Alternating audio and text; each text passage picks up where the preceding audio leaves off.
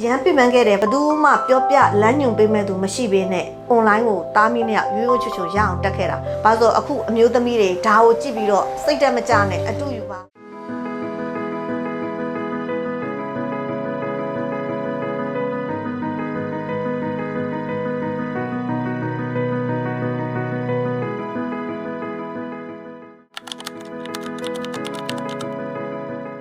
အမနာမည်ကတော့မနနာဝင်းပါအမရဲ့လုပ်ငန်းကတော့အမျိုးသမီးလက်ကင်အကိုလုပ်တဲ့နနာ online show ရဲ့ပက်ကင်ရှင်ပေါ့နော်ညီမလေး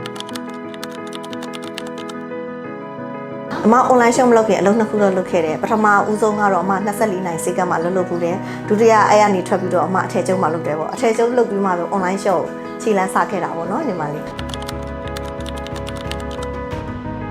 ကိုစီကအိတ်ကိုသူတို့လက်ထဲရောက်သွားလို့ရှင်ဟာအိတ်ကတန်လိုက်တာဒီအိတ်ကဗီဒီယိုဝယ်ထဲမှာပြတာထဲပေါ့နော် live ထဲမှာပြတယ်အပြင်မှာပို့လာတယ်ရောက်ရင်စိတ်တိုင်းကြတယ်တခါဝယ်ပြီးလို့ရှိရင်အမစီမှာတသက်လုံးဝယ်ကြတဲ့လူတွေများပါတယ်ကိုပိုင်လုပ်ရှိလို့ရှိရင်သားလေးကဘာပြောမင်းမေဘာလုပ်လဲဆိုလို့ရှိရင်ကိုပိုင်လုပ်ရှိတယ် online shop လေးလုပ်တယ်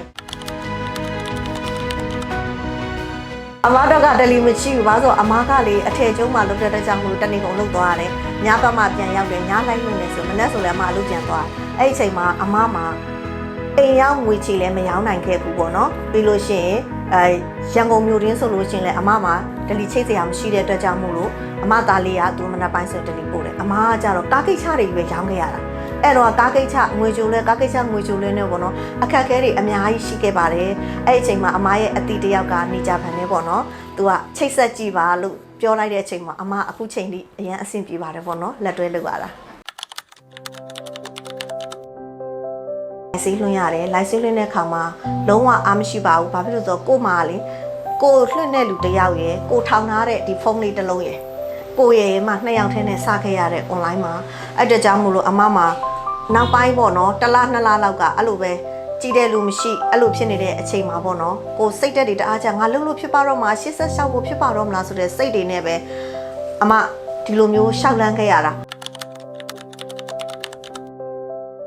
အရန်ပြမှန်းခဲ့တယ်ဘာလို့လဲဆိုတော့အထည်ချုပ်ကပြန်လာရင်9နိုင်ခွဲအဲ့ကြရင်လိုက်ဆေးရ8နိုင်လွှင့်ရတယ်10နိုင်မှသိမ်းတယ်10နိုင်မှပါကင်ပိတ်ရတယ်နောက်နေ့မနေ့ကျရင်အမားတို့ကအပီးစီးပါကင်တွေပိတ်အောင်လုပ်ပြီးတာနဲ့